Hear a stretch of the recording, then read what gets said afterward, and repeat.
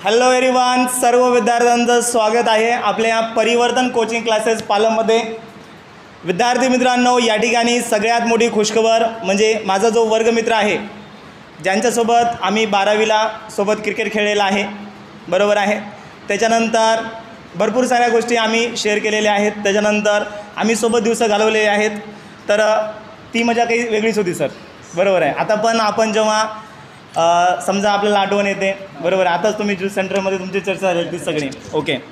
तर विद्यार्थी मित्रांनो, सगळ्यात मोठा या ठिकाणी खुशीचा क्षण म्हणजे आनंदाचा क्षण म्हणजे माझा मित्र गजानन लांडे, राहणार शिरपूर, तालुका पालम, जिल्हा परभणी, यांची नुकतीच PSI पदी निवड झालेली आहे MPSC मार्फत. तर सर, तुमचं पुनश्च एकदा खूप खूप अभिनंदन. आता तसा तर आपल्याला खूप मोठा कार्यक्रम घ्यायचा होता ओके, पण आपल्याकडे टाईम हा कमी आहे. म्हणजे मेन तुम्हाला पुण्याला जायचं आहे, त्याच्यामुळं आपल्याला हा तेवढा मोठा कार्यक्रम घेता आला नाही. सो त्याबद्दल मी थोडी जरा दिलगिरी व्यक्त करतो, कारण की आपला मित्र इतक्या मोठ्या पोस्टवर जात आहे. तर याचा नक्कीच आमच्या विद्यार्थ्यांना, माझ्या मित्रांना आणि आमच्या सर्वांना याचा आनंद आहे. तर विद्यार्थी मित्रांनो, आता आपण थोडं जरा करिअरविषयी चर्चा करूया, एकदम दिलखुलास चर्चा, बरोबर आहे. तुमचा मोठा भाऊ, मामा, त्याच्यानंतर मित्र, त्याच्यानंतर तुम्ही समजा एक मोठा भाऊ म्हणून तुम्ही प्रश्न विचारू शकता, ॲज अ फ्रेंड म्हणून तुम्ही प्रश्न विचारू शकता, बरोबर आहे. आपण कसं आपल्या मित्राला वगैरे गप्पा मारून विचारतो, अच्छा हां, तू या फॉर्म्युला कसं काय पाठ केलं सांग बरं मला, बरोबर आहे, असं विचारतो आपण. किंवा तू कसं काय सॉल्व केलं ते, बरोबर आहे. तर लगेच आपला मित्र आपल्याला सांगतो, येतं लक्षामध्ये. किंवा हा ड्रेस, अमुक ड्रेस कुठून घेतला विचारतो का नाही. मग तुमची मैत्रीण तुम्हाला सांगणार नाही का, सांगा बरं अमुक ड्रेस कुठून घेतला, सांगेल, बरोबर आहे. मग तसंच या ठिकाणी तुमच्या मनामध्ये करिअरविषयी काही बी प्रश्न असतील तर तुम्ही ते विचारू शकता, बरोबर आहे. तर या छोट्याशा एका सेशनमध्ये सर तुमचं स्वागत आहे. आणि दुसरी इम्पॉर्टंट गोष्ट म्हणजे माझा क्लासमेट, वर्गमित्र, बरोबर आहे. ॲक्च्युअलमध्ये चंद्रकांत मिशे सर आणि लांडे सर हे दोघं रूममेट आहेत ओके. आणि माझी जी रूम होती यांच्या रूमच्या थोडं बाजूला होती, कारण तुम्हाला माहिती आहे लिमिटेशन, बरोबर. एका रूममध्ये जास्ती राहू शकत नाहीत ना ओके. त्याच्यामुळं मग आमची रूम पलीकडे होती. पण सगळ्या गप्पा गोष्टी, क्रिकेट वगैरे, परीक्षेचा मला वाटतं सर इंग्रजीचा पेपर होता, बरोबर आहे. आणि 2 दिवस अगोदर आपण क्रिकेट खेळलेलं आहे आणि वर्गामधले सगळे टॉपर विद्यार्थी यस. तर ते म्हणजे मनामध्ये कसं काय आलं काय माहिती. आपला जायबाई होता, आता तो एअरफोर्समध्ये आहे ओके. तर त्यांनी प्लॅनिंग केली होती त्या दिवशी ॲक्च्युअलमध्ये. आणि आम्हाला वाटलं की आता जायबाई प्लॅनिंग करायला आहे म्हणजे काहीतरी वेगळी गोष्ट असेल, त्याला टॉपर बनायचं असेल आणि आम्हाला नापास करायचं असेल, असं काहीतरी असेल. पण त्याचाही काय अभ्यास झाला नव्हता इंग्लिशचा, आमचाही काही झाला नव्हता ओके. म्हणजे रिव्हिजन झालं नव्हतं, अभ्यास तसा फुल झाला होता ओके. तर असेल तर खूप छान दिवस होते ते. तर आता विद्यार्थ्याकडून आणि माझ्याकडून सर तुम्हाला काही प्रश्न, ठीक आहे, रिसिव्ह करा. हां, दुसरी महत्त्वाची गोष्ट म्हणजे मी सांगायचं विसरलो. तर आमचे जे मित्र आहेत आपले चंद्रकांत मिशे सर, बरोबर आहे. तर हे सॉफ्टवेअर इंजिनियर आहेत ओके. आणि चांगलं पॅकेज आहे त्यांना. तर 15 लाखाचं, जवळपास 14 ते 15 लाखाचं आहे ना सर, यस, 14 ते 15 लाखाचं पॅकेज आहे. वर्क फ्रॉम होम करतात, त्याच्यानंतर घरी बसून काम, 14 ते 15 लाख पॅकेज. आणि आताच आमची चर्चा झाली की त्यांनी म्हणजे आता कंपनीवाले व्हिडिओ बघू नये, नको ती चर्चा नको, नाही तर कंपनीवाले कोमात जातील मग नाही, जाऊ द्या, त्यांनाही कळलं पाहिजे सरांचं महत्त्व ओके. तर सरांचा विचार चालू होता की जर समजा जर समजा स्विच केली, कंपनी बदलली, स्विच केली म्हणजे बदलली, तर त्या ठिकाणी 22 ते 25 लाखाचं पॅकेज मिळू शकेल, बरोबर आहे. तर एकदम सक्सेसफुल माणसं आपल्यासोबत आज जोडले गेलेले आहेत. आपण त्यांचा जो अनुभव आहे नक्कीच तुमच्या कामाला येणार आहे आणि त्यांच्या अनुभवामुळे नक्कीच तुमच्या यशामध्ये भर पडेल असा माझा विश्वास आहे, बरोबर आहे. तर 1 बाय 1 आपण क्वेश्चनला सुरुवात करूया. तर पहिला क्वेश्चन आहे माझा लांडे सरांना की सर, MPSC तुम्ही 12वी सायन्स केलं आहे, मी सायन्स आहे, कांबळे सरांचं सायन्स आहे, तुमचं सायन्स आहे आणि बाकी इथलं सगळ्या बसलेल्या विद्यार्थ्यांचं सायन्स आहे, बरोबर आहे. तर तुम्ही म्हणजे डायरेक्ट सायन्स फील्ड सोडून डायरेक्ट MPSC कसं काय केले.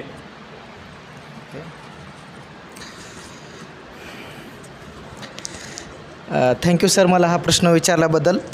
ऐकू येते का सर्वांना पाठीमागे थोडा सॉरी नाही तुम्ही समोर येता का? हां या समोर. हां.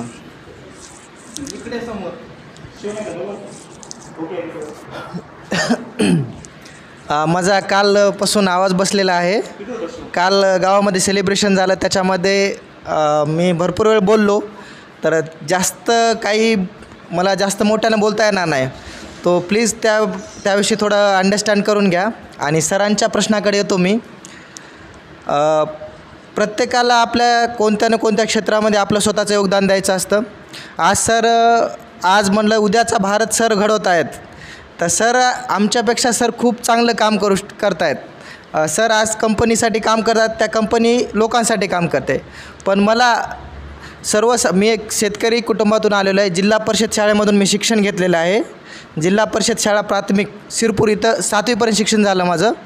आणि 8वी ते 10वी मी केरवाडी इथं शिकलेलो आहे. आणि त्याच्यानंतर 11वी 12वी संत जनाबाई इथं शिकलेलो आहे. तर मी सामान्य कुटुंबातून आलो होतो, तर मला लोकांसाठी काम करायचं होतं सर. आणि लोकांसाठी काम करायचं म्हणजे वेगवेगळ्या क्षेत्रामधल्या वेगवेगळ्या लोकांसाठी काम करायचं. त्यामध्ये शेतकरी असतील, कर्मचारी वर्ग असेल, बिझनेसमॅन असेल, म्हणजे सर्व प्रकारच्या लोकांसोबत काम करायचं. आणि त्यांचा जे अनुभव आहे तो त्यांच्या कामाचा अनुभव घ्यायचा. आणि आपण काय लोकांसाठी काय करू शकतो आणि आणखी काय बेटर करता येईल, तर हे माझ्या डोक्यात विचार आला होता. आणि मला तेव्हा कळालं की शासकीय सेवेमध्ये म्हणजे शासकीय सेवा नाही तर ती लोकांची सेवा आहे. तर लोकांची सेवा करण्यासाठी सर मी सायन्स माध्यम सोडून मी इकडं आलो. ॲक्च्युली मी माझ्या कॉलेज म्हणजे government college of pharmacy Aurangabad Sambhajinagar, Chhatrapati Sambhajinagar, तिथला टॉपर विद्यार्थी आहे. तर मी खूप त्या ठिकाणी चांगले मार्क घ्यायचो. सर्वजण म्हणायचे की फार्मसी क्षेत्रामध्ये करिअर कर, तू मोठं नाव करशील अजून. तर मी म्हटलं मला लोकांसाठी काम करायचं आहे, सामान्य पातळीवर येऊन काम करायचं आहे.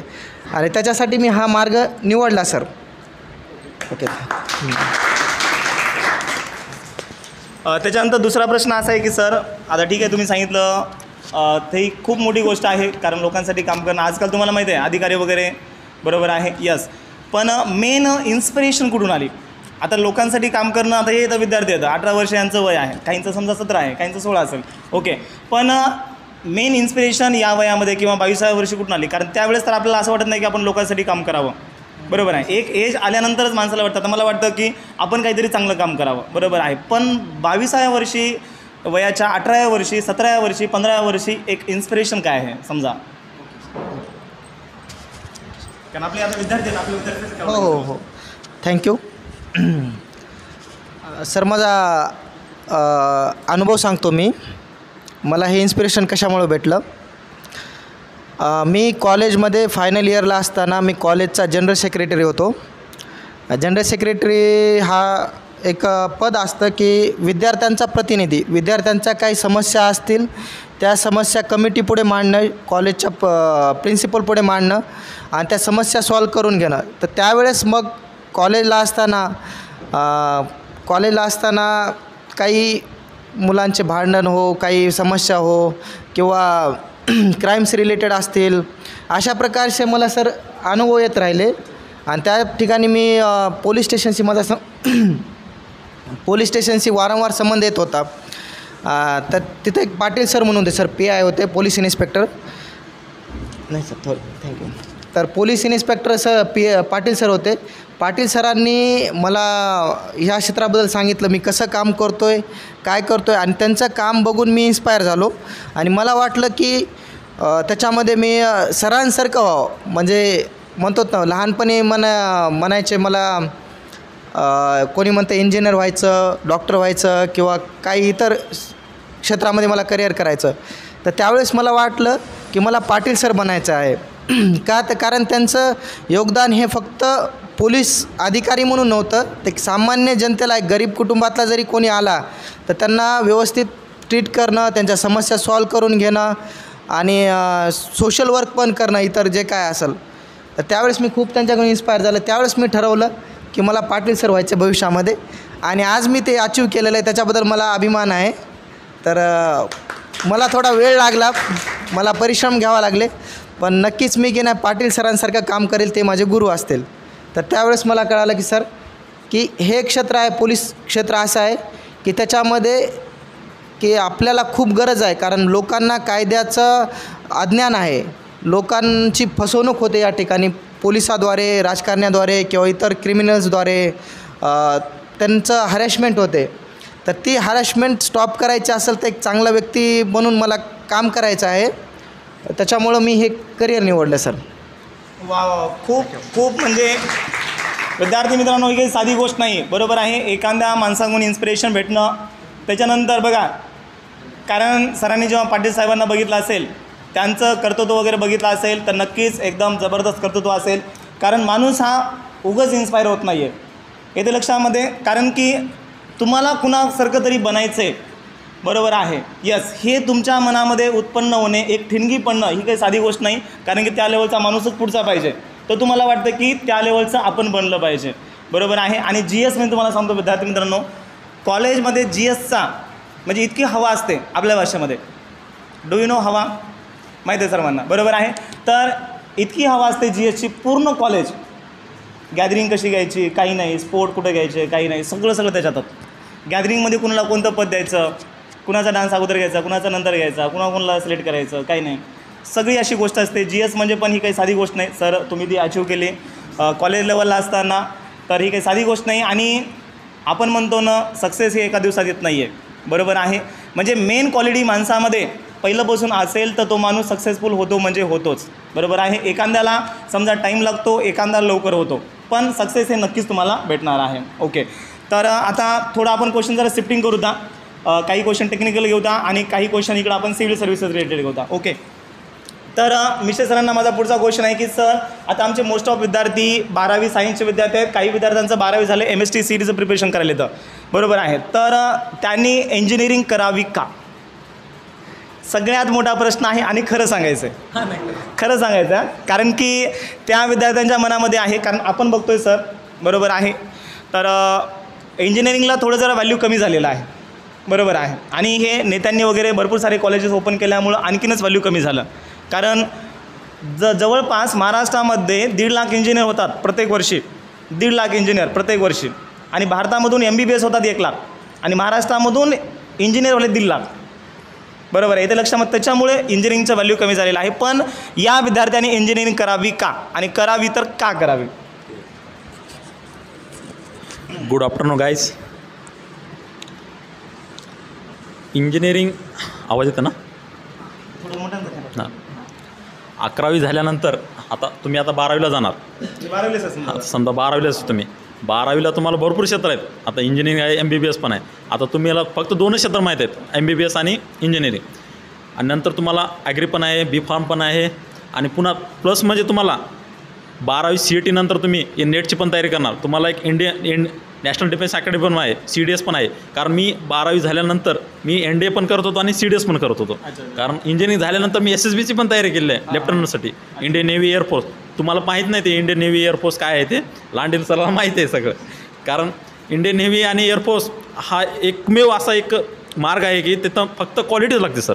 कारण तिथं 5 दिवस इंटरव्ह्यू असतो, SSBचा इंटरव्ह्यू असतो. तर तिथं आपलं पुन्हा फिजिकल टेस्ट असते, पुन्हा इंटरव्ह्यू असतो, पूर्ण स्क्रीनिंग टेस्ट असते तुमच्या तिथं.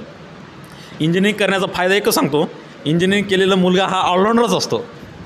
एक म्हणजे तो कुठल्याही पण क्षेत्रामध्ये जातो, मी कुठल्या पण UPSCमध्ये 70% ह्या इंजिनिअरच असतो प्रॉपर तिथला, बरोबर नाही सर? कुठला पण रिझल्ट. आणि आता इंजिनिअरिंगला फक्त 2च ब्रँच सध्या आहेत फॉर्ममध्ये, एक म्हणजे IT आणि कॅम्प्युटर. आणि आता अजून एक नवीन ब्रँच आलेली AI, आर्टिफिशियल इंटेलिजन्स म्हणून आहे. आणि ती टेक्नॉलॉजी US आणि डेटा सायन्स, आता डेटा सायन्सचीच म्हणून एक इंजिनिअरिंग ब्रँच निघालेली आहे. तर ती ब्रँच अमेरिका आणि युरोपियन कंट्रीमध्ये सध्या 1 नंबरला आहे. कारण का, तर तिथले पॅकेज हे 2 कोटी 3 कोटीच्या नुसारच आहेत. आता इथून जर प्लेस झाला तुम्ही आर्टिफिशियल इंटेलिजन्स केला, तर तुमचं फर्स्ट पॅकेज हा तुमचं, जर तुम्ही IITला जर लागला तर IITला लागायला तुम्हाला JEE प्रिपरेशन पासच व्हावं लागणार. JEE झाल्यानंतर तुम्ही बॉम्बे युनिव्हर्सिटीमध्ये जाणार, तिथून तुम्हाला प्लेसमेंट होणार तुमचं. आणि ते प्लेसमेंट हे तुमच्या 4th इयरच्या 7th सेमिस्टरलापासून होणार सर, बरोबर आहे. तर तिथं काय नाही, तुमचं IITचं असं आहे पॅकेज की तुम्ही मॅक्झिमम तुम्ही 60पासून पुढं जाणार, 60 लाखाच्या पुढं. आणि NITचं तसंच आहे, NITचं पण 40-45 लाख रुपये. आणि तिथं तुम्हाला फॉरेनर कंपनी येणार, तिथं पूर्ण मायक्रोसॉफ्ट, गुगल हे तुम्ही आता अजून तुम्हाला माहीत नाही, ॲमेझॉन हे, ॲपल हे मोठ्या मोठ्या कंपन्या असणार आणि तुमचं काम फक्त हे लीड असणार तुम्ही सर त्या तिकडे लीडच पूर्ण कंपनी तुमच्या एक टीम देणार हातामध्ये आणि त्या टूलवर तुम्ही करणार. आता सध्या मार्केटमध्ये गुगल क्लाउड हे तुम्हाला क्लाउड माहीत असेल, अजूर क्लाउड, AWS, आता BTP पण आहे. आता मी सध्या जे काम करतो ना ते कॉग्निझनमध्ये, ती US बेस्ड कंपनी आहे पूर्ण. तिथं पूर्ण आता मी BTPवर पण काम करतो आणि ACP एक सॉफ्टवेअर आहे आणि त्याचं लायसनच असं 2 कोटी 3 कोटीचं लायसन, तर त्याच्यावर मी काम करतो सध्या. खूप खूप धन्यवाद सर. तर आता बघा, आपल्याला काही गोष्टी कळल्या बी नसतील तर IIT म्हणजे सर्वांना माहिती आहे. त्याच्यानंतर NIT असतं. IIT नंतर जी कॉलेजची रँक असते ती NIT असते, बरोबर आहे. आणि NIT नंतर आपले महाराष्ट्रातले कॉलेज असतं. आलं लक्षामध्ये? यस. IIT म्हणजे इंडियन इन्स्टिट्यूट ऑफ टेक्नॉलॉजी आणि NIT म्हणजे नॅशनल इन्स्टिट्यूट ऑफ टेक्नॉलॉजी, बरोबर आहे. IIT, NIT आणि आपले महाराष्ट्र लेवलचे कॉलेज अशा पद्धतीनं एक रँकिंग असते. जसं समजा PSI नंतर खाली कॉन्स्टेबल अशा पद्धतीनं, बरोबर आहे, तशी ती रँकिंग असते. आणि सरांनी आता क्लाउड कम्प्युटिंग सांगितलं, AI सांगितलं, मशीन लर्निंग सांगितलं, डेटा सायन्स सांगितलं, बरोबर आहे. सध्याला US आणि रशिया, कॅनडा या ज्या फॉरेन कंट्रीज आहेत याच्यामध्ये इतकी डिमांड आहे, बरोबर आहे. त्याच्यामुळं भारतीय इंजिनियर्सला जास्त महत्त्व आहे. तर मेहनत करायची आहे. हो का, आपण एकदम शेतकऱ्याची मुलं आहेत, कष्टकऱ्याची मुलं आहेत, बरोबर आहे. मेहनत आपल्या नसानसामध्ये आहे. फक्त ही मेहनत तुम्हाला अभ्यासामध्ये करायची आहे. आपली आई घरी मेहनत करते, बरोबर आहे, किचनमध्ये. त्याच्यानंतर घरी किती कामं असतात, बरोबर आहे.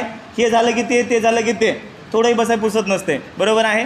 तर आपल्यासाठी घरचे इतके कष्ट करत आहेत, तर आपण आपल्या स्वतःसाठी थोडंफार आपण आता कष्ट घेतले पाहिजेत आणि NIT, IITला किंवा महाराष्ट्राला टॉप 5 कॉलेजला आपण लागलं पाहिजे, बरोबर आहे.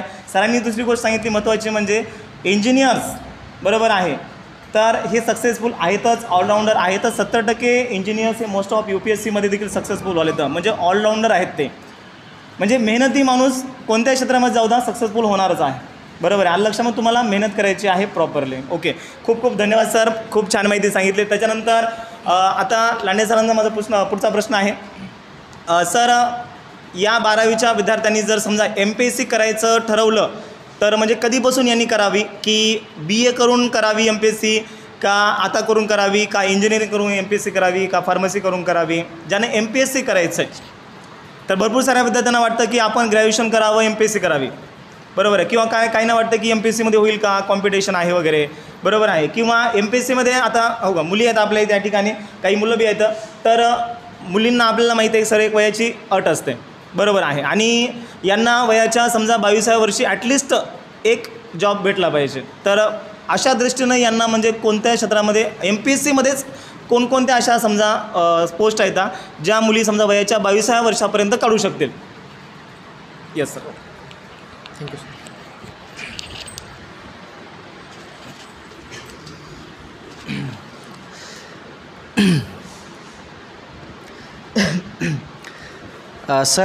सर्वप्रथम धन्यवाद की तुम्ही हा प्रश्न मला केला की कधी MPSC करायला पाहिजे. तर मी MPSC केली, मी सुरुवात केली MPSC म्हणजे महाराष्ट्र पब्लिक सर्व्हिस कमिशन ह्या परीक्षेचा अभ्यास करण्याची सुरुवात मी सर फायनल इयरपासून केली होती किंवा फायनल इयर झाल्याच्या नंतर सुरू केला मी अभ्यास. तर मला पुढे जसा जसा अभ्यास करत गेलो मी पुढे 3-4 वर्ष अभ्यास केला. माझ्या निदर्शनास हे आलं की आपण जे कॉलेजला 4 वर्ष पदवी घेण्यासाठी ग्रॅज्युएशन घेण्यासाठी 4 वर्ष अभ्यास केला, मेहनत घेतली, त्याच्यानंतर आपण हे क्षेत्र बदललं फार्मसीचं आणि दुसरा क्षेत्र निवडलं ज्याचा फार्मसीचा आणि स्पर्धा परीक्षांचा काहीही संबंध नाही आहे. तर तेव्हा मला कळालं की मी मागचे 4 वर्ष जर हाच अभ्यास केला असता स्पर्धा परीक्षांचा तर मी लवकर सक्सेस झालो असतो आणि मी माझी जे कॅपॅसिटी म्हणजे सेवा देण्याचा जो पिरियड आहे लोकांना तो आणखी वाढला असता. तर मला वाटतं की तुम्ही सर म्हटले MPSC, मला वाटतं MPSC नाही करायला पाहिजे, तुम्ही UPSC करायला पाहिजे, union public service commission. MPSC हे फक्त राज्यस्तरावरच्या शासकीय ह्याच्यासाठी आहे, शासकीय अधिकाऱ्यांसाठी आहे. तर UPSC हे आहे ते केंद्र स्तरावर आहे आणि ती खूप मोठी पोस्ट आहे. आपण म्हणतो UPSC म्हणजे कोण, तर जिल्हाधिकाऱ्याच्या हातामध्ये संपूर्ण जिल्हा असतो. तसं SP असतो, SPच्या अधिकाराखाली संपूर्ण जिल्हा असतो. आता मी जे काम कराल, मी एका पोलीस स्टेशनसाठी काम कराल. एक मर्यादा, जसं आपलं पालम पोलीस स्टेशन आहे, फक्त या पालम परिसरातल्या पोलीस लोकांसाठी मी काम करू शकतो. पण जर मी UPSCमधून पास झालो असतो सर, तर मी अख्ख्या परभणी जिल्ह्यासाठी काम केलं असतं. तर माझं हे म्हणणं आहे तुम्हाला, जर तुम्हाला MPSC स्पर्धा परीक्षा किंवा तुम्हाला शासकीय अधिकारी किंवा म्हणून काम करायचं असेल, तर UPSC मार्फत तुम्ही परीक्षा पास व्हायला पाहिजे, म्हणजे व्हावी अशी माझी इच्छा आहे. तर त्यासाठी सुरुवात करायची हे योग्य वय आहे. सर, मी 12वीला असताना मी छत्रपती संभाजीनगरला होतो मी अभ्यासाला. कॉलेज माझं आपलं संत जनाबाई कॉलेज होतं, पण मी मोस्ट ऑफ द अभ्यास की नाही औरंगाबादला केलेला आहे. मी स्वतः एकटा राहत होतो त्यावेळेस, आणि स्वतःला रूममध्ये का कोंडून घ्यायचो सर. मी 16 17 तास अभ्यास करायचो सर. आणि तिथून पुढे माझं ग्रॅज्युएशन झालं. ग्रॅज्युएशनमध्ये मी 5-6 तास अभ्यास करायचो. परत मी स्पर्धा परीक्षा करत असताना 10 तास अभ्यास करायचो.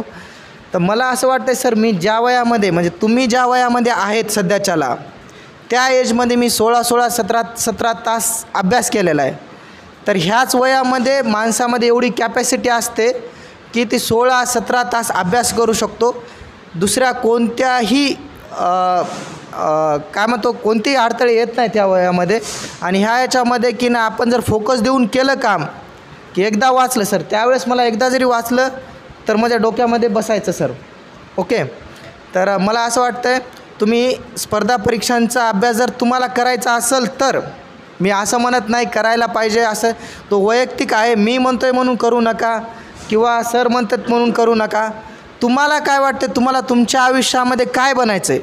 तुम्हाला तुमच्या आयुष्यात असं वाटतं की उद्या मला इथं कुठंतरी, मी जसं आज तुम्हाला बोलतो आहे तसं तुम्हाला या ठिकाणी पाहायचं आहे, किंवा पोलीस सरांच्या ठिकाणी पाहायचं आहे, विद्यार्थी घडवायचे आहेत, किंवा खूप मोठ्या अमेरिकन कंपनीमध्ये काम करायचं आहे 20-25 लाखाला, महिन्याला 2 लाख पगारावर काम करायचं आहे आणि त्याची सेवा द्यायची, हे तुम्ही स्वतः ठरवा. तुमचं करिअर स्वतः विचार करा, मला काय करायचं आहे. तुम्ही आज या ठिकाणी बसलेला आहात, तर तुम्ही स्वतः आज विचार करा की मी 2 वर्षानंतर काय करणार आहे, 2 वर्षानंतर काय असेल मी, हे तुम्ही आता ठरवा. तुम्हाला वाटतं आहे 2 वर्षानंतर माझ्या ठिकाणी राहायचं आहे, सरांच्या ठिकाणी राहायचं आहे, किंवा पोलीस सरांच्या किंवा मिसेस सरांच्या ठिकाणी राहायचं आहे, किंवा अजून कोणी तुमचे इन्स्पिरेशन असतील, किंवा आणखी तुमचं स्वतःचं तुम्हाला माहीत असेल की मी कोणत्या स्टेजला आहे, मला काय माझी क्षमता काय, हे सर्व तुमचं स्वतःचं ओळखून जे काय करायचं ते ठरवा. समजा तुम्हाला स्पर्धा परीक्षा करायची असेल तर आत्तापासून सुरुवात करा. पुढे येणारा जो काळ आहे तो खूप मोठी स्पर्धा आहे. या ठिकाणी भारताची लोकसंख्या जगात सर्वात जास्त आहे. त्याच्यात महाराष्ट्र हा लोकसंख्येच्या दृष्टीनं भारतामध्ये 3रं राज्य आहे. ह्या 3ऱ्या राज्यामध्ये तुम्हाला जर तुमचं योगदान द्यायचं असेल तर मला वाटतं तुम्ही आतापासून सुरुवात करायला पाहिजे.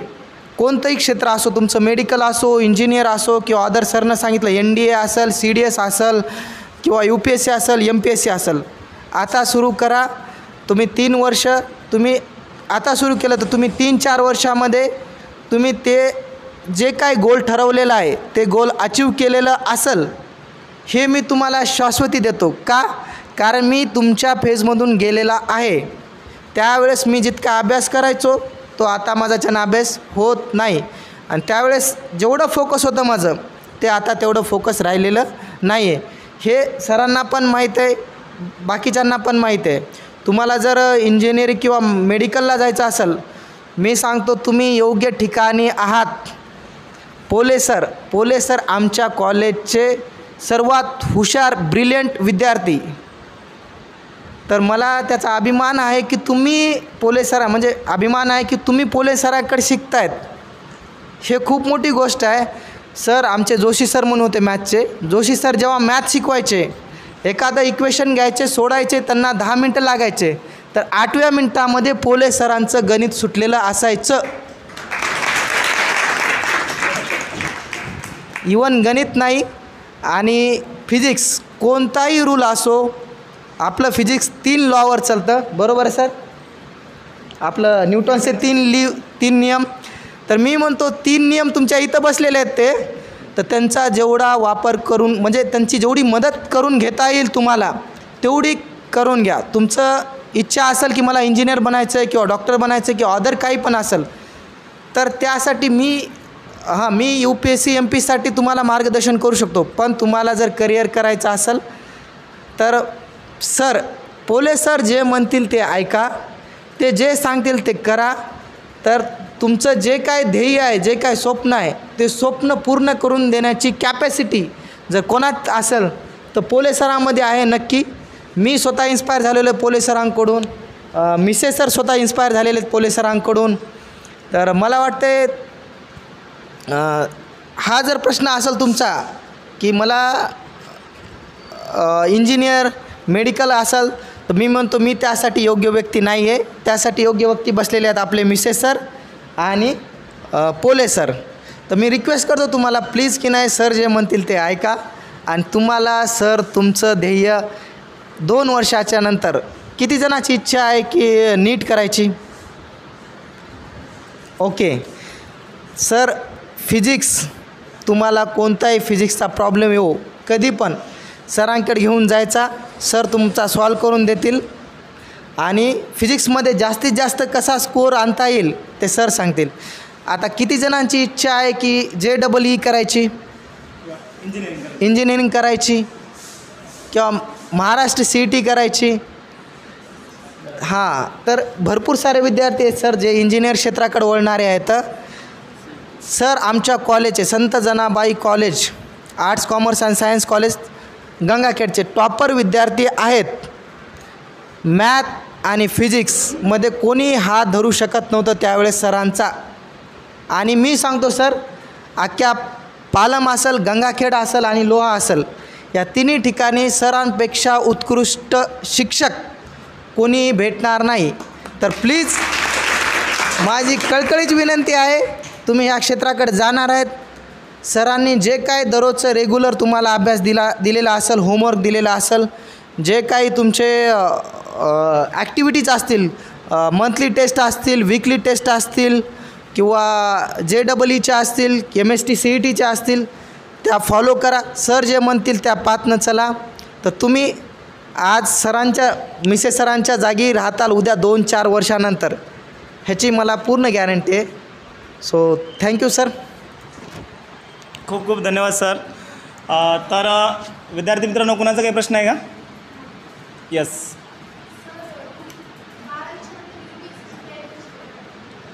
MPSC UPSC. हां सर, प्रश्न असा आहे की 12वी नंतर UPSCची तयारी सरांनी कशी केली? ओके. हां, कुणाचा समजा कोणता प्रश्न असेल तर प्रश्न आपला रेडी ठेवा. ओके. Yes sir. थँक्यू.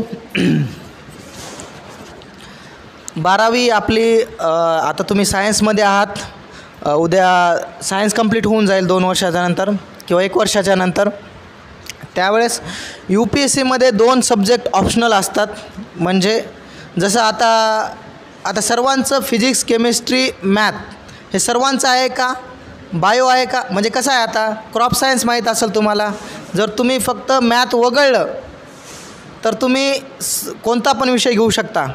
जर मॅथ घेतलं, म्हणजे समजतं का, मी काय केलं होतं 12वीला, माझं फिजिक्स, केमिस्ट्री, बायो होतं आणि मॅथच्या ऐवजी मी समाजशास्त्र हा विषय निवडला होता. तो ऑप्शनल विषय होता. माझ्या मनावर मला समाजशास्त्र घ्यायचं आहे, शिक्षणशास्त्र घ्यायचं आहे किंवा इतर कोणता विषय घ्यायचा आहे का क्रॉप सायन्स घ्यायचं आहे.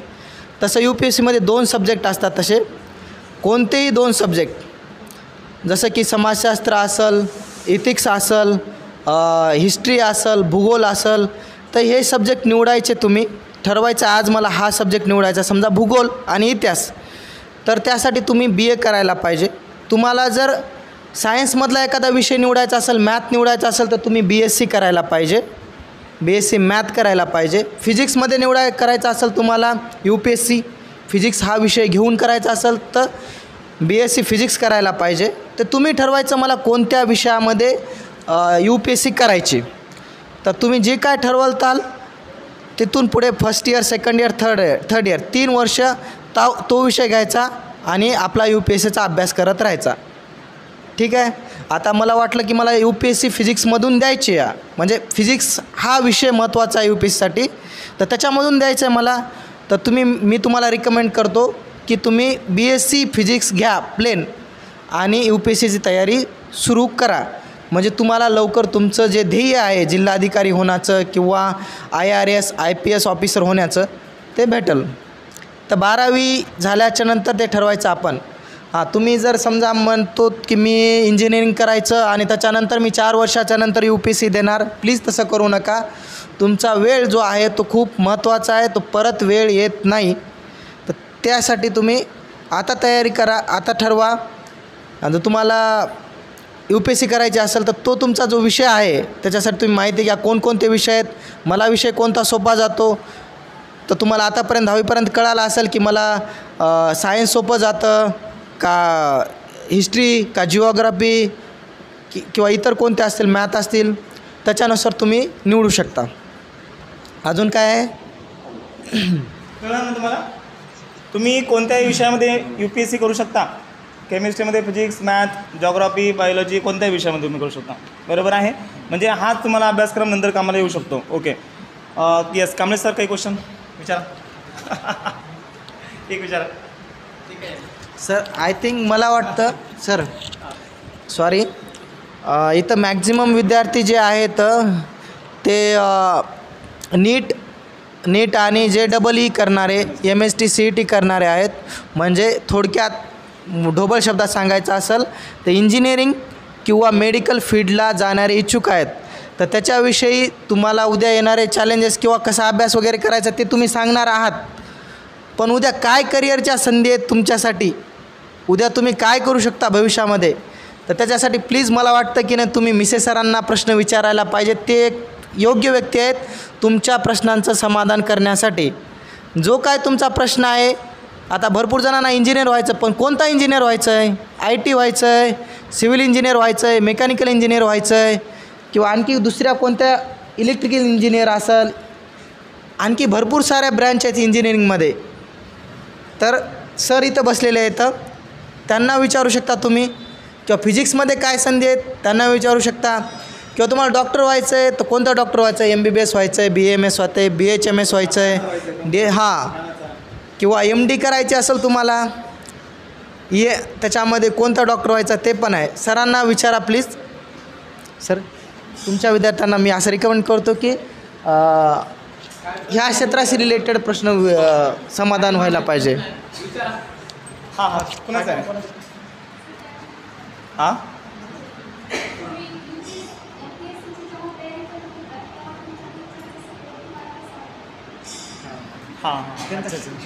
अच्छा क्वेश्चन असा आहे की सर जेव्हा MPSC करत होते बरोबर आहे येस, तर घरच्यांचा सपोर्ट कसा होता सर?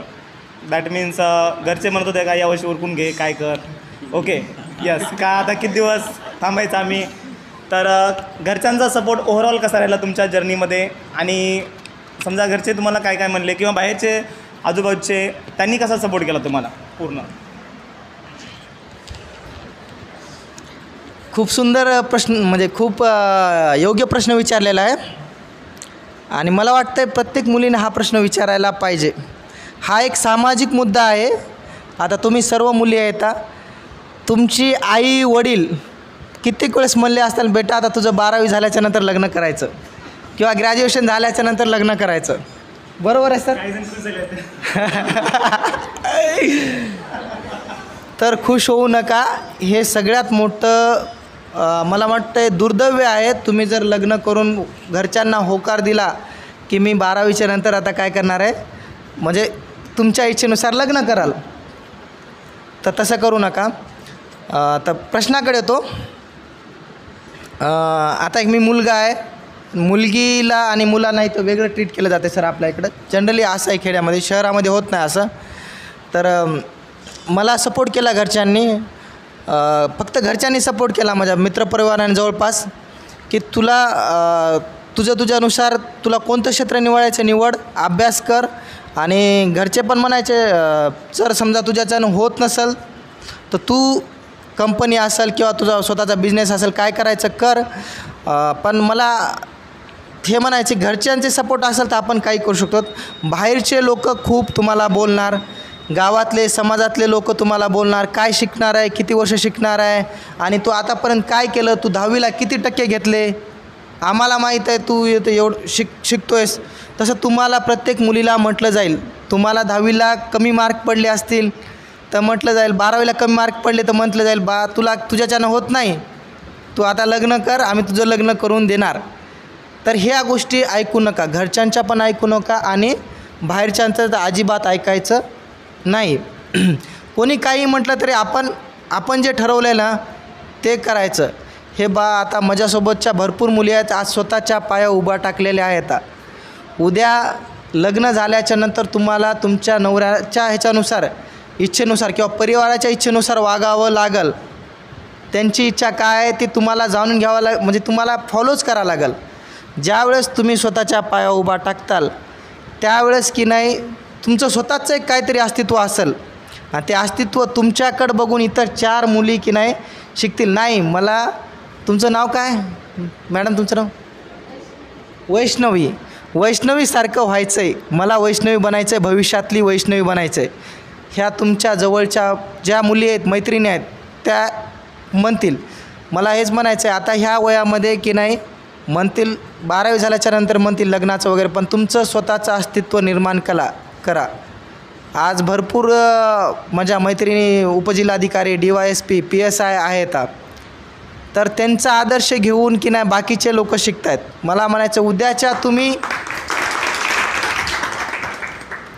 उद्याच्या तुम्ही रणरागिणी व्हायला पाहिजे आणि तुमच्याकडं बघून बाकीचे लोक चालायला पाहिजे, ना की बाकीच्या लोकांकडे बघून तुम्ही चालायला पाहिजे. मला वाटतं वैष्णवी उद्या तुला वैष्णवीच ना? हां वैष्णवी, उद्याच्याला मी तुझ्याकडून ही अपेक्षा ठेवतो की तुझ्याकडं बघून कमीत कमी 10 मुली तरी इन्स्पायर झाल्या पाहिजे. असं तू स्वतःचं काहीतरी अस्तित्व निर्माण कर. तू डॉक्टर व्हायचं तुझी इच्छा असेल, इंजिनियर व्हायची तुझी इच्छा असेल, पण तू त्या क्षेत्रामध्ये तुझं बेस्ट दे जेणेकरून बाकीच्या मुली इन्स्पायर झाल्या पाहिजे. आणि बाकी कोण काय म्हणतं ऐकायचं नाही, ह्या कानानं ऐकायचं त्या कानानं सोडून द्यायचं. चलत राहतं कोणी काय म्हणत राहतं, पण आपलं स्वप्न पूर्ण करायचं म्हणजे करायचंच. आणि हे एक प्रश्न आहे म्हणजे मला असं सांगते म्हणायचे सर मी एक सामान्य विद्यार्थी आहे. हां मी जे काही मी कमवलं म्हणजे स्वतःच्या मेहनतीनं कमवलं. सर मी 10वीला कॉप्या घेऊन पास झालेला आहे इसादला, सॉरी. हां मी जिल्हा परिषदमध्ये शिक्षण झालं मला. मी 10वी झाल्याच्यानंतर ठरवलं होतं मी आयुष्यात इथून पुढे एकही कॉपी करणार नाही आणि एकही कॉपी केली नाही मी. त्याच्यानंतर मी केवळ सायन्स ह्याच्यामुळे घेतलं होतं की मला इंग्लिश शिकायची होती. मला इंग्लिश सर वाचता येत होती, लिहिता येत होती, पण बोलता येत नव्हती. मग त्याच्यासाठी मी काय केलं होतं सायन्स विषय घेतला होता. आणि त्याच्यानंतर मी मुंबईच्या विद्यार्थ्यासोबत राहिले. एवढे स्कॉलर मुंबईचे विद्यार्थी फटाफटा इंग्लिश बोलणार सर. आपल्याला वाटणार किती हुशार आहेत की काय नाही, की आपण एक सामान्य गावातून आलेलो असतो, आपल्याला धड इंग्लिश वाचता येत नसती, बोलता येत. आता बऱ्यापैकी तुम्हाला ते येणार, आमच्या वेळेस तो प्रॉब्लेम होता. पण मी अभ्यास केला, भरपूर मेहनत घेतली आणि मी कॉलेजमध्ये टॉपर असायचो.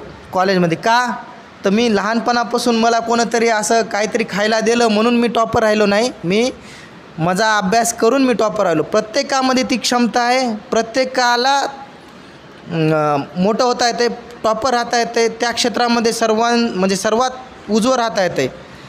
तर ते मेहनतीशिवाय होत नाही. ते म्हणतात ना प्रयत्नही करता म्हणजे वाळूचे काय हो सर वाळूचे कण रगडिता तेलही गळे. हे खरं आहे, प्रयत्न केल्यावर सगळं काही याचे होतं आहे. तर मला वाटते असं नर्वस नाही व्हायचं की आपण एक सामान्य विद्यार्थी आहे तर आपल्याच्यानं काय होणार नाही. प्रत्येकामध्ये ती क्षमता आहे, तर ती क्षमता सिद्ध करायचं आपल्या हातात आहे, करायचं की नाही. माझ्याच्यानं होणार नाही म्हणलं तर सर होणारच नाही. नाही मी करून दाखवणार तर होणार 100%. So thank you sir. ओके, खूप खूप धन्यवाद सर. आणखीन कोणाचा काही प्रश्न आहे का?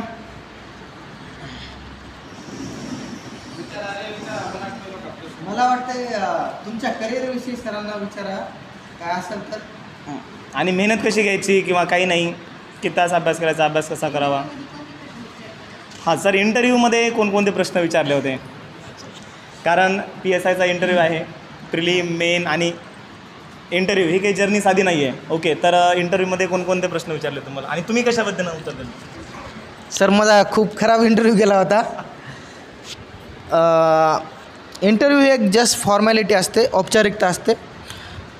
प्री पास झाल्याच्या नंतर मेन्सला जातो आपण. मेन्स पास व्हावं लागते तेव्हा आपण मैदानी चाचणी म्हणजे फिजिकल चाचणी होते, फिजिकल टेस्ट होती. ती पास झाल्याच्या नंतर आपल्याला इंटरव्ह्यू असतो. म्हणजे एवढ्या सर्व प्रोसिजरमध्ये तुम्ही गेलेला असताल आणि तिथं इंटरव्ह्यूमध्ये गेल्याच्यानंतर ते हे अपेक्षा करत नाहीत आपल्याला प्रश्नाचे उत्तरं किती येतात, हुशार आहे की नाही प्रश्नाचं उत्तर देत, ते फक्त आपली पर्सनॅलिटी चेक करतात. तर मला उत्तरं सांगता आलं नाही, तर काही सांगता आलं. पहिला प्रश्न विचारला की कुठून आलात तुम्ही? मी म्हटलं सर मी परभणीहून आलो. ठीक आहे म्हणे. तुम्ही फार्मसी झाल्याच्या नंतर इतकं वर्ष काय केलं? मी म्हणलं सर मी मध्यंतरी 2 वर्ष सुरुवातीचे 2-3 वर्ष अभ्यास केला. परत मी प्रायव्हेट मेडिकलला काम केलं. मी NRHMमध्ये काम केलं कॉन्ट्रॅक्ट बेसिसवर. आणि आता मी औषध फार्मसी ऑफिसरमधून गव्हर्मेंट मेडिकल कॉलेज उस्मानाबाद या ठिकाणी कार्यरत आहे. म्हटलं सर ठीक आहे म्हणे तुम्ही. मग पुढचा प्रश्न त्यांनी विचारला मला की तुम्ही फार्मसी झालेली आहे तुमची, तर फार्मसीला आपल्या भारताला जगाचं फार्मसी का म्हटलं जातं आहे, त्याचं उत्तर सांगा म्हणे मला. मग मी म्हटलं सर आपल्या भारतामध्ये एकच आहे की या ठिकाणी पेटंट जे दिलं जातं ते प्रोडक्ट पेटंट दिलं जात नाही, प्रोसेस पेटंट दिलं जातं आहे. म्हणजे फॉर एक्झाम्पल मला हा जो पेन बनवायचा असेल, तर हा पेन बनवायचा असेल तर मी जर बनवला तो पेन, तर 20 वर्ष माझ्याकडे अधिकार येतील. हा पेन फक्त मीच बनवू शकतो, दुसरं कोणी बनवू शकत नाही. पण भारतामध्ये हे पेटंट दिलं जात नाही, प्रोडक्ट पेटंट देत नाही. म्हणजे एखादा प्रोडक्ट बनवला तुम्ही तर हा तुम्हीच बनवू शकत नाही, दुसरे बनवू शकतात. सर पण बनवू शकतात, फक्त ह्या प्रोसेसनं बनवता येत नाही. मी जी प्रोसेस फॉलो केली त्या प्रोसेसनं बनवता येत नाही. दुसरी कोणती पण प्रोसेस बनवा. ह्याच्यामुळं जगाची फार्मसी बनवलं जातं. बाकी मनुष्यबळ आहे, टेक्नॉलॉजी आहे, स्वस्त सगळं काय आहे, हे दुय्यम गोष्टी झाल्या. त्याच्यानंतर त्यांनी मला विचारलं ठीक आहे म्हणे फार्माकोलॉजीचा उपयोग काय म्हणजे फार्माकोलॉजी काय आहे नेमकं? मग मी सांगितलं फार्माकोलॉजी म्हणजे सर ड्रग्ज असतात त्याच्यामध्ये. एखादा ड्रग्ज आपल्या शरीरामध्ये गेला कसा काम करतो, कोण्या ठिकाणी जातो, नेमकं तो ॲक्शन कसा घेतो, आणि ह्याच्या सर्वांचा अभ्यास आहे म्हणलं फार्माकोलॉजी. पुढचा प्रश्न त्यांनी विचारला मला 5 बॅक्टेरियल डिसिजेसचे नावं सांगा, 5 व्हायरल डिसिजेसचे नावं सांगा. सर मी 5 व्हायरल डिसिजेसचे नावं सांगितले आणि 5 बॅक्टेरियल डिसिजेसचे नावं सांगता आले नाहीत मला, फक्त 3च झाले. त्यांनी मला म्हणे तू फार्मसी केला म्हणे, फार्मसीनं जॉब पण करतो म्हणे तू, पण तुला 5 डिसिजेसचे नाव सांगता येत नाही, असं कसं म्हणे. ॲक्च्युली ते म्हणजे पेशन्स चेक करत होते, घाबरतो की नाही मी ते बघत होते. परत त्याच्यानंतर मग त्यांनी मला आणखी पुढचा प्रश्न विचारला ड्रग ॲडिक्शन म्हणजे पोलीस प्रशासनामध्ये फार्मसीचा उपयोग कसा होतो. मग त्याचं उत्तर दिलं मी सर क्राईम असतील, ड्रग्स रिलेटेड क्राईम काय असेल किंवा उद्या ऑटोप्सी वगैरे, आता हे गोष्टी तुम्हाला नाही कळणार, ह्याचं उत्तर मी दिलं. मग IPS सरांनी मला विचारलं की पोलिसाबद्दल काय वाटते समाजातील लोकांना. मी त्याचं उत्तर दिलं सर पोलिसाबद्दल रिस्पेक्ट आहे आणि पोलीस हे की नाही आज जर कोणावर अन्याय झाला तर गरीबावर एखादा अन्याय झाला तर गरीब हाच विचार करते की मला न्यायालय आणि पोलीस मला मदत करतील आणि मला ते न्याय देतील, हा विचार करतात म्हटलं. आणि मग बाकी झाला इंटरव्ह्यू, एवढेच प्रश्न विचारले मला. आणि मला सांगतो मी बाहेर आल्याच्यानंतर मला वाटलं माझं सिलेक्शन होणार नाही. 40 मार्काचा इंटरव्ह्यू असतो सर, तर महाराष्ट्रात सर्वात जास्त मार्क 28 मार्क आहेत इंटरव्ह्यूला एका विद्यार्थ्याला. आणि त्याच्यानंतर मला 27 मार्क आहे, म्हणजे मी सेकंड टॉपर आहे महाराष्ट्रातून मुलाखतीमध्ये.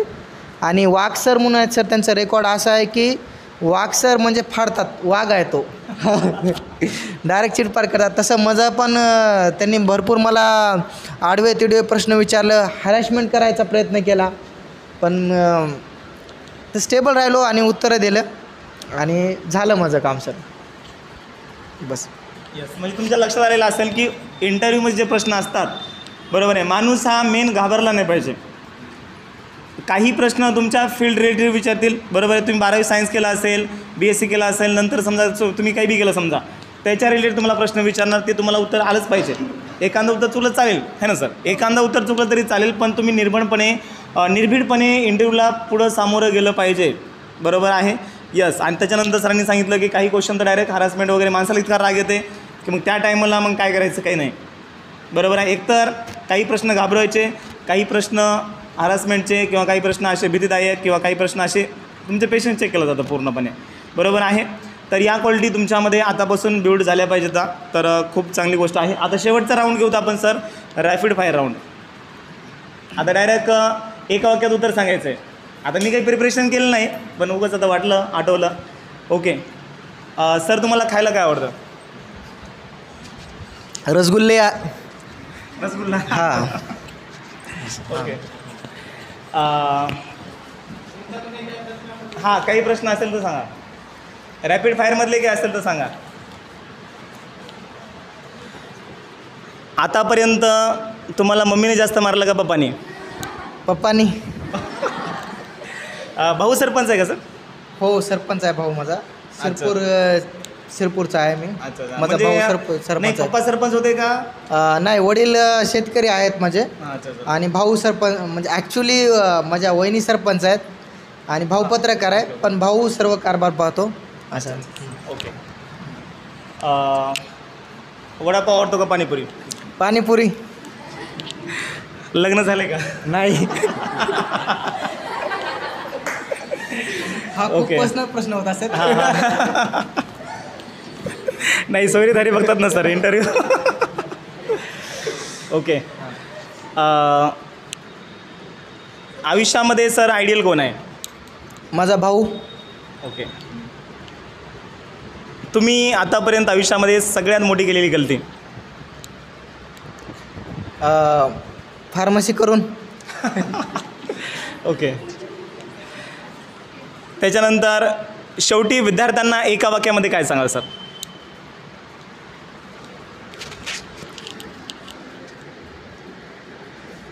मुश्किल आहे एका वाक्यात सांगा. नाही, सांगतो मी. सर्व काही आपणच आहोत. Our life is our choice. बस दॅट्स इट. आपलं आयुष्य तेच असेल जे आपण चॉईस करू. आज तुम्ही जे चॉईस करणार आहेत ते उद्याच्याला भविष्य असेल तुमचं. येस, खूप खूप धन्यवाद सर, खूप छान इंटरव्ह्यू झाला. तर मिशेस सरांना पण काही रॅपिड फायर प्रश्न विचारू का?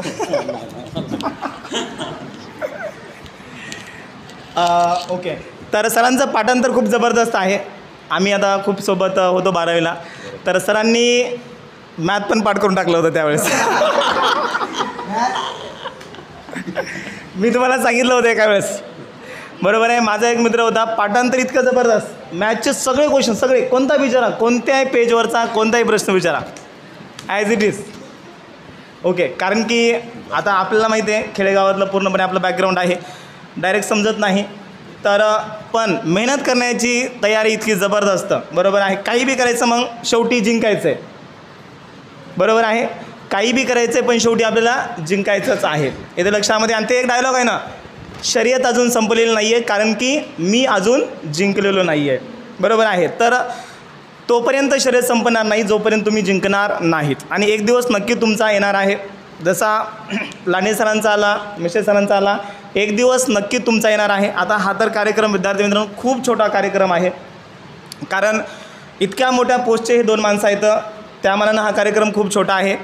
तर पण या ठिकाणी आता सर तुम्हाला किती लोकांचे फोन आले आतापर्यंत? सिलेक्शन झाल्यानंतर किती लोकांचे फोन आले असतील? Message, phone? माझ्या आयुष्यात भरपूर असे दिवस आले की एखाद्या दिवशी एकही फोन येत नव्हता माझ्या मोबाईलमध्ये. असं वाटायचं आयुष्यात कोण नाही. पण ह्या 2 दिवसामध्ये मी ज्यांना ओळखत नाही त्या लोकांनी मला फोन केले, कितीतरी मॅसेज आले. मी त्या दिवशी व्हॉट्सअपला रिप्लाय देऊन थकलो. मी म्हणलं उद्याच्याला देऊ, 2 तास रिप्लाय देऊन थकलो, उद्याच्याला देऊ. इतक्या लोकांचे सर फोन आले, मॅसेज आले. त्यावेळेस मला वाटलं खरं प्राऊड, आपण खूप काही कमावलं. म्हणजे जेव्हा तुम्ही एकटे असता तेव्हा तुमच्यासोबत कोणीच नसता, ज्या दिवशी तुम्ही काहीतरी अचीव केलेलं असतं, स्वतःचं अस्तित्व निर्माण केलं असतं ना, तेव्हा सगळी दुनिया तुमच्यासोबत असते. एवढंच लक्षात ठेवायचं. डेफिनेटली बरोबर सांगितलं सर तुम्ही. चला तर या ठिकाणी आपला हा कार्यक्रम आपण थांबूया. पण तत्पूर्वी जर समजा कोणाचा काही क्वेश्चन राहिला असेल तर तो आपण घेऊया. आहे कोणाचा काही क्वेश्चन?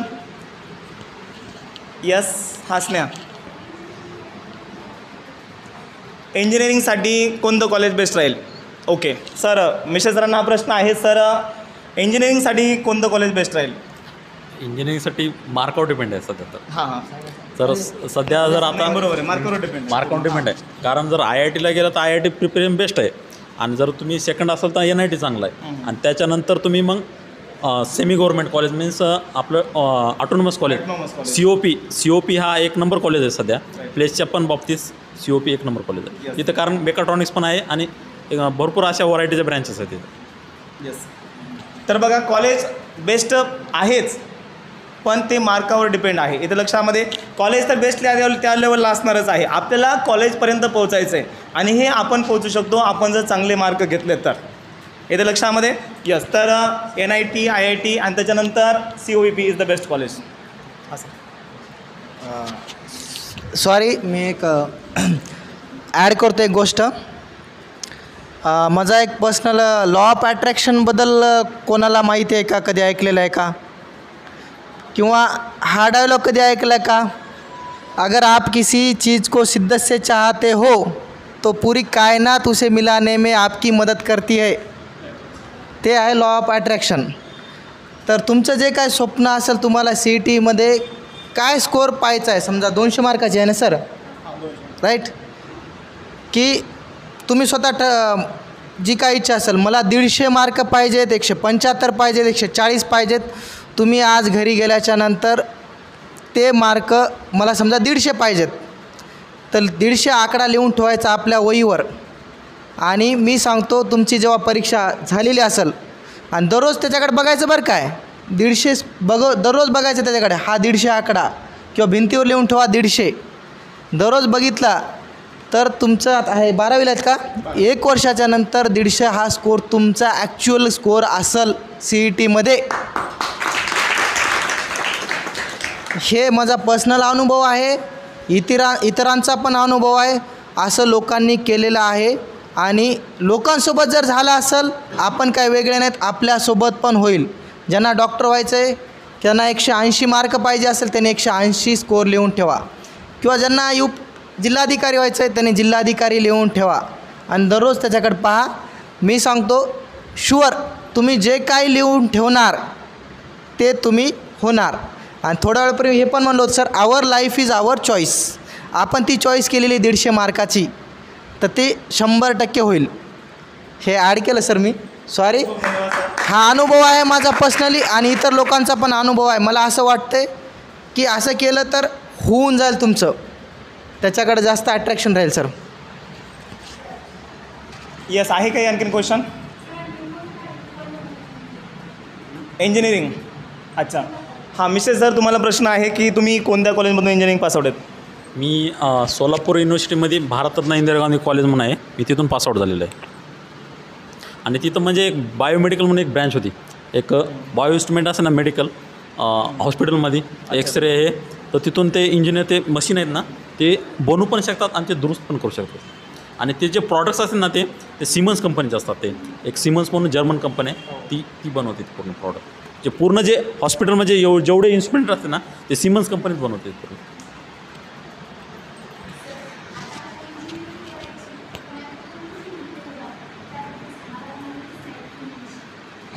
सर पुढचा प्रश्न असा आहे की आता विद्यार्थ्यांना जर समजा इंजिनिअरिंग निवडायची असेल तर विद्यार्थ्यांनी ब्रँच चॉईस करताना कोणती ब्रँच सध्याला किंवा पुढचे 10 वर्ष आपण कन्सिडर करून कोणती ब्रँच चॉईस करावी? तुमचा अनुभव काय याच्याबद्दल? माझा अनुभव असा आहे की मी जे निवडली होती ब्रँच ती इलेक्ट्रॉनिक आणि टेलिकम्युनिकेशन होती. इलेक्ट्रॉनिक्समध्ये 3 दलं होते. एक इलेक्ट्रॉनिक पण जाऊ शकतो, एक आणि टेलिकॉम म्हणजे एक आपलं हे सिम कार्ड आहे ना आता आपलं कम्युनिकेशनमध्ये आयडिया जिओ ते पण, आणि पुन्हा सॉफ्टवेअरमध्ये पण. मी जे चूज केली ते सॉफ्टवेअर चूज केली. आता सध्याच्या फील्डला सॉफ्टवेअर हा एकमेव पर्याय आहे. मेकॅनिकल तुम्ही चूज केला तर मेकॅनिकलला तेवढे पॅकेज नसतात आणि पुन्हा काम पण तसं असतं. सॉफ्टवेअरमध्ये कसं की बसून काम असते पण प्रेशर खूप असते. म्हणजे पूर्ण आपल्याला क्लायंटसोबत राहावं लागते. म्हणजे फॉरेनचे क्लायंट असतात त्यांच्यासोबत आपल्या टीमसोबत मीटिंग, पुन्हा इश्यू काही आले तर ते आपल्याला चेक करावं. आता सध्याच्या घडीला कॅम्प्युटर एक नंबर आहे, IT पण चांगले आहे. नंतर तुम्हाला डेटा सायंटिस्ट म्हणून एक आता ब्रँच एक नवीन ॲड झालेली आहे, ती पण चांगली आहे. आणि मशीन लर्निंग आणि डेटा सायन्सला सध्या सगळ्यात जास्त स्कोप आहे. कारण इंजिनिअरिंग करून लोक सगळ्यात जास्त MS डेटा सायन्सच करतात. इंजिनिअरिंग आर्टिफिशियल इंटेलिजन्स आणि डेटा सायन्स. आर्टिफिशियल इंटेलिजन्स म्हणजे रोबोटिक्स आहे. सध्या आता रोबोटिक्स काम करावं. जावा डेव्हलपर आहेत ना, पूर्ण हे रोबोटिक्स काम करतात. आता पूर्ण IT RPA झालेलं आहे, एक ऑटोमेशन झालेलं आहे पूर्ण. ओके, धन्यवाद सर. आणखीन काही कुणाचा प्रश्न? आता लास्ट एकच प्रश्न. Yes boys all clear? सगळे डाऊट क्लिअर? राईट. ओके. हां, यस. ओके. तर खूप खूप धन्यवाद सर. इतका तुम्ही मोस्ट व्हॅल्युएबल टाईम दिला आमच्या विद्यार्थ्यांसाठी. इतकं तुम्ही वेळ काढला, वेळातला वेळ. कारण की सध्या सिलेक्शन झाल्या बरोबर आहे, शुभेच्छा ते. पण मला वाटते पालममधले सगळेच राजकारणी लोक मोठमोठे जे समजा आलते, बरोबर आहे, घरी आलेच असतील. यस. तर आणखीन पण भरपूर सारे लोक आहेत. आता तर भरपूर बघायचं कामच नाही. तर इतका वेळातला वेळ तुम्ही काढून आम्हाला इतकं मोलाचं मार्गदर्शन केलं, त्याबद्दल लांडे सरांचा मी खूप खूप आभारी आहे. त्याच्यानंतर मिश्रे सरांनी बी टेक्निकल फील्डमध्ये आमच्या विद्यार्थ्यांना खूप छान पद्धतीनं मार्गदर्शन केलं. सो मिश्रे सरांचा मी खूप खूप आभारी आहे. आमच्या पूर्ण परिवर्तन क्लासेसकडून सर तुम्हाला समजा शुभेच्छा. तर आता आम्ही काय द्यावं, समजा ऑलरेडी समजा तुम्ही ते अचीव केलेलं आहे. खूप खूप तुमचं अभिनंदन, कारण तुम्ही इतकी मोठी गोष्ट अचीव केलेली आहे. आणि सरांचं बी खूप खूप अभिनंदन. सर आणखीन तुमचं पॅकेज वाढावं, बरोबर आहे, पण कंपनीला सोडू नका. कारण बिचारे बरोबर आहे, त्यांना चांगल्या माणसाची गरज असते. ओके. तर कांबळे सरांच्या वतीनं, माझ्या वतीनं आणि आमच्या पूर्ण सरांच्या वतीनं मी सर तुमचं खूप खूप धन्यवाद देतो. ओके. तर या ठिकाणी कार्यक्रम संपला असं मी जाहीर करतो. धन्यवाद सर.